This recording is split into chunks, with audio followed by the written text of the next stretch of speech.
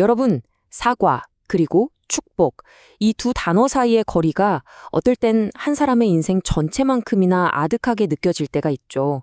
오늘 제가 들려드릴 이야기는 바로 그런 이야기입니다. 단지 딸로 태어났다는 그 이유 하나만으로 평생 미안함이라는 무거운 짐을 짊어져야 했던 한 여성이 있었어요. 그리고 마침내 그 짐을 벗고 축복을 되찾기까지의 그 여정에 대한 이야기입니다. 자, 29번째 생일. 상상만 해도 정말 특별하고 축하만 가득 받아야 할 그런 날이잖아요.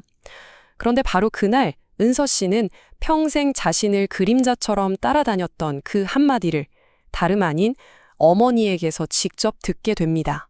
그 말이 뭐였냐면요. 바로 따지라서 미안하다는 말이었습니다. 아니, 어떻게 어머니가 자기 자식의 존재 자체에 대해 미안하다고 말할 수 있을까요? 정말 믿기 힘든 말이죠. 이 짧은 한 문장 뒤에는요, 은소 씨가 평생을 홀로 견뎌내야 했던 그 세상의 무게가 고스란히 담겨 있습니다. 자, 지금부터 그 세상 속으로 한번 같이 들어가 보시죠. 첫 번째 이야기, 딸이라는 무게입니다. 부제는 평생을 결점처럼 느끼며 살아온 시간이고요. 네, 모든 건 여기서부터 시작됩니다. 그녀에게는 살아온 평생이 마치 자신의 존재 자체가 흠인 것처럼 느껴졌던 그런 시간이었어요. 은서 씨의 삶을 되돌아보면요. 마치 태어날 때부터 이미 정해진 각본이 있었던 것 같아요. 겨우 7살 때 할머니는 딸만 낳았다면서 어머니를 심하게 나무라셨대요. 어린 시절 내내 집안에는 아들이 없다는 아버지의 깊은 한숨소리가 뭐랄까 공기처럼 그냥 늘 떠다녔다고 하고요. 이 그림자는 여기서 그치지 않았습니다. 성인이 되어서 회사에 들어갔는데 거기서도 보이지 않는 차별로 이어졌던 거죠. 그러니까 그녀의 존재는 언제나 어디서나 뭔가 부족한 것으로 여겨졌던 거예요. 그녀의 어린 시절 일기장에는 이런 글이 남아 있었다고 해요. 오늘 아빠가 또 한숨 쉬었다. 아들 하나만 있었으면. 여러분 생각해 보세요. 아버지의 그 한숨 소리가 어린 딸에게는 어떻게 들렸을까요? 그건 바로 나는 사과받아야 할 존재구나 하는 지워지지 않는 낙인과도 같았던 거죠. 정말 이보다 더 가슴 아픈 고백이 있을까 싶네요. 자, 이렇게 끝없이 이어질 것만 같던 어두운 시간 속에서 드디어 한 줄기 빛이 찾아옵니다. 바로 두 번째 이야기, 다른 종류의 사랑을 알려준 한 사람을 만나게 되면서부터였죠. 바로 훗날 그녀의 남편이 되는 준호 씨였습니다. 은서 씨가 그때까지 경험하고 또 배워왔던 사랑이라는 건요, 늘 조건이 붙는 거였어요. 뭔가 대가를 바라는 친절, 딸이라는 역할에 순응해야 하는 압박, 뭐 그런 것들이었죠. 근데요, 준호 씨는 완전히 달랐습니다. 여기 보시는 것처럼 그는 아무런 조건 없이 그냥 친절했고 그녀의 선택을 존중해줬어요. 어떤 역할에 기반한 관계가 아니라 정말 사랑에 기반한 파트너가 되어준 거죠. 그리고 마침내 준호 씨는 은서 씨 마음 가장 깊은 곳에 자리한 그 불안을 정확히 꿰뚫어보는 한마디를 건넵니다. 대개 아들이 필요한 게 아니에요. 나한테 필요한 건 당신이에요. 그것만으로 충분해요. 와, 이 말을 들었을 때 은소 씨 심정이 어땠을까요? 평생을 짓누르던 그 무거운 족쇄가 쨍그랑 하고 부서져 내리는 듯한 정말 엄청난 한마디 아니었을까요? 이제야 자신을 있는 그대로 사랑해주는 사람을 만나서 안정을 찾아가고 있었는데 참 운명은 얄궂죠. 가장 아픈 방식으로 과거를 다시 불러냅니다. 세 번째 이야기, 바로 사과가 도착한 날입니다. 그녀의 29번째 생일에 도착한 한 통의 편지가 모든 걸 흔들어 놓습니다. 이 일은 사실 조용히 차근차근 예고되고 있었습니다. 자, 첫 번째. 준호 씨 부모님을 처음 뵈러 갔어요. 그런데 시아버지가 되실 분이 이렇게 묻는 겁니다. 되게 아들이 있나요?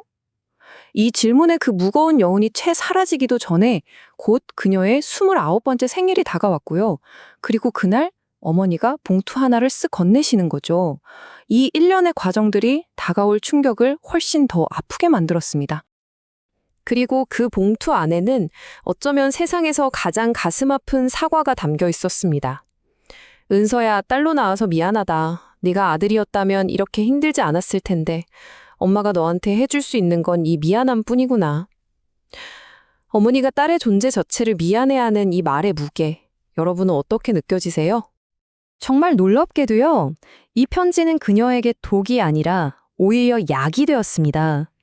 그녀를 무너뜨리는 대신 평생 자신을 올가매던 그 낡은 사슬을 끊어낼 용기를 준 거죠. 네 번째 이야기입니다. 그녀는 마침내 새로운 이야기를 쓰기로 결심합니다. 더는 사과를 받아들이지 않고 자신의 가치를 스스로 주장하기로요. 결혼을 한창 준비하던 중에 어머니와 통화를 하다가요. 은서 씨는 자기 자신에게 아주 중요한 약속 하나를 하게 됩니다. 그녀는 전화기 너머의 어머니에게 그리고 어쩌면 평생 움츠러들어 있던 자기 자신에게 이렇게 선언합니다. 엄마, 나는 엄마처럼 안 살 거예요. 사과하지 않을 거예요. 나는 딸이라서 미안하지 않아요. 늘 부끄러움을 물려받기만 했던 수동적인 딸이 이제 자기 삶의 이야기를 직접 써내려가는 주체로 다시 태어나는 바로 그 순간이었습니다.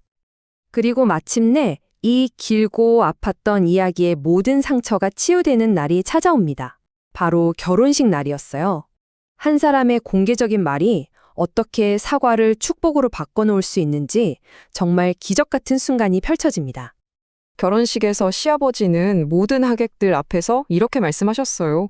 우리 며느리 집안에 아들이 없다고 걱정하는 분들도 계시더군요. 하지만 저는 이 말씀을 꼭 드리고 싶습니다. 셋째를 이렇게나 훌륭하게 키워내신 사돈 어른들이야말로 정말 대단한 부모님이십니다. 이건 그냥 덕담 수준의 축사가 아니었죠. 한 가족이 평생 짊어져 온 그 부끄러움을 모든 사람 앞에서 공식적으로 씻어주는 그런 선언이었습니다.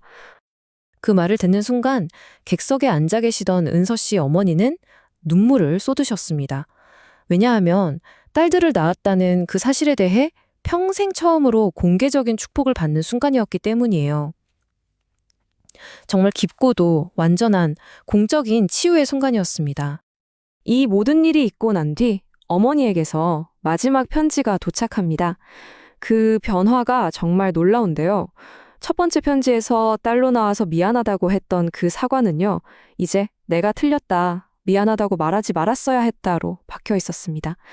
그리고 해줄 수 있는 건 이 미안함 뿐이라던 말은 고맙다고 했어야 했는데 내 딸로 태어나줘서 고맙다고 라는 축복으로 바뀌어 있었죠. 한평생의 미안함이 드디어 감사함으로 완성되는 순간이었습니다. 자, 은서 씨의 이 이야기는 결국 우리 모두에게 하나의 질문을 던지는 것 같아요.